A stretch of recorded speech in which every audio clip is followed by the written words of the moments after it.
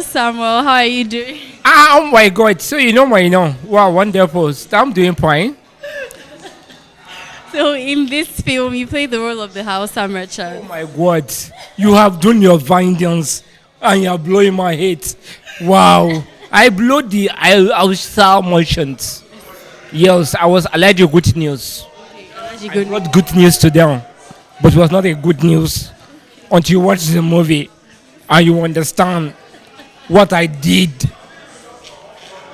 Can you recreate your favorite line from this film? I like the good news, Yazo. Atamkeku, Yazo. I had the good news, Yazo. What was this good news that you were bringing? Oh my God. Yoruba people say, "Gbogbo." That was what I was selling. When your husband and your wife cannot do something together, we use it. Kisa chicken gari, futiti sai gari. That was the line. Who would you say that your character reflects the most in the Nigerian society? Because I know this film is mirroring the society. So, what kind of people would you say you were representing? Well, I don't know. You don't know. Well, it's a lie. Because you are putting me inside the basket. You are putting me in the tight corner. You want me to say what they will not drag me. They will say, okay, oh my God. But you know who I sound like. And you know who I am sounding like. And you know my people. My people know me. I will not say it. Your conscience is saying it. Thank you. What should Nigerians take away from this film? Yes, we're going to laugh. I know you will make us laugh. But what should we take away? A lot of things to learn about. Like, Because in the society, when you think that you are always right, there's a conditional system that make you know that you are not always right. Kai, I speak English. I spark it. And I continue. Compete you. you're Mr. Dumba in this film. You know, you're the one causing the commotion and the wahala. How are you feeling? Yeah, I feel like a problem child this night. He's a very sweet character. My roles are not more, just few, but just a few scenes that caused an entire problem. Yes, Mr. Dumba is, I would say, a man, a man of grace, a choosing, because he was given a job out of pity. Yes, because he's a disorganized guy. He was given a job because of his dad. You said something about Mr. Dumba was given a chance, to prove himself. What do you think in life about giving people chances? People that don't seem like it. Yeah. What can you say about that? Yeah, it's always good. They may not get it right. They may not get it right the first time, but consistency. I believe that consistency is a jazz, not juju. When you keep doing it, at a point you get it right.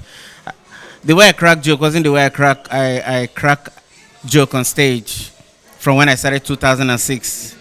I kept evolving. Just like I'm going for a tour now, Senator Most Distinguished in UK now. Those who saw me 2021, maybe they know that guy is very funny, but they will be seeing a different part of me because I rebranded. And the voice, the character I use on sitcom, My Flatmates, I brought it to the stage. So they will be seeing an entirely different version of me. So we keep evolving. Give them a chance. You played the role of chairman Yes. in Chronicles of the First Island. Yes. When you first got the script, what came to your mind? What was the first thing that came to your mind? These people, they are talking about a country that I know. They are speaking facts. They are talking true. People are going to see what is already happening in a funny way. So for me, it was a script that spoke the truth, and I like the truth. And this is a very interesting time in the country for Nigeria. Do you think that this is the right time for us to watch this film? It's overdue. It's long overdue. This is for me the worst I have ever seen or heard Nigeria be. So this is something that hopefully if it had come out long before now and had the impact we're hoping it has now, we wouldn't have gotten to this point. So, better late than never, we say. It's also a good time to come out. What influences did you draw from to help you play your character well? Very curious. I drew from the people at the top, the people, or some of the people who govern us, some of the people who shouldn't be where they are, but are where they are. And because they shouldn't be where they are, they act like people who really shouldn't be where they are, and do things that people who shouldn't be where they are do. Yeah, so I just mirrored one in particular. It was very easy because long before now, long before I ever, knew I was going to do this, I had always been in awe at how such a person, got to a place of, man. Are you going to say who this person I'm is? not going to say it. No, I will not say it. That's, it's not like I'm scared, but it really wouldn't change anything because everybody knows. Well, and that's the terrible thing about where we are now. There was a point in this nation where they tried to hide it. Now they don't hide it. They do things with impunity because there's no consequence for actions. So it's not spinning me. I mean, It's really touching. You had to balance comedy and awareness. Did you ever find any struggle doing that where one will not overpower the other? How did you achieve that balance?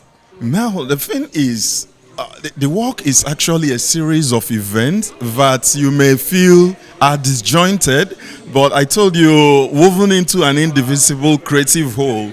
Now, there are things they engaged in, and while engaging in those stuff, you realize that the humor is just spilling, all right? People who are angry end up showing the other part of themselves out, projecting that part of themselves. So there wasn't actually any serious issue blending those stuff together, given that I actually knew where I was going. Now, different issues we raised in the work are First Chronicles of the Island. We were trying to lend a voice to the issue of global warming. And of course, apart from that too, there is this pet peeve of poor customer service that we experience. It's everywhere.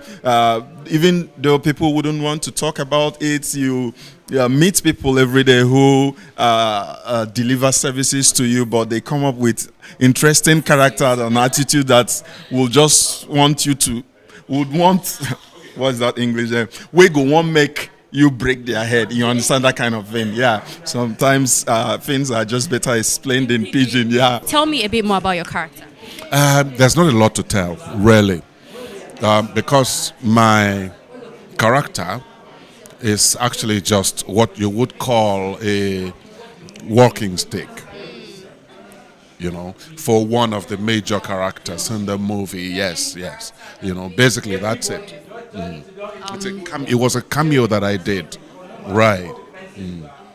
How do you connect to this story entirely? Oh, yeah. It's an extremely relevant story to where we are in the country now, because it's a satire about nepotism, favoritism, and abuse of position, improper delegation of responsibility, and all that.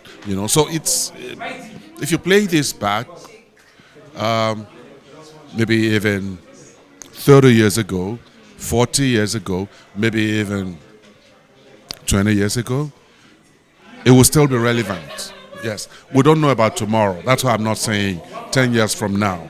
But that's what we've had, So maybe projects like this, if we keep talking about it, if we elevate the conversation to street level, if people come in and watch this, we can begin to talk about it on the street in a way that makes our leaders and people who make decisions uncomfortable enough to want to do the right thing.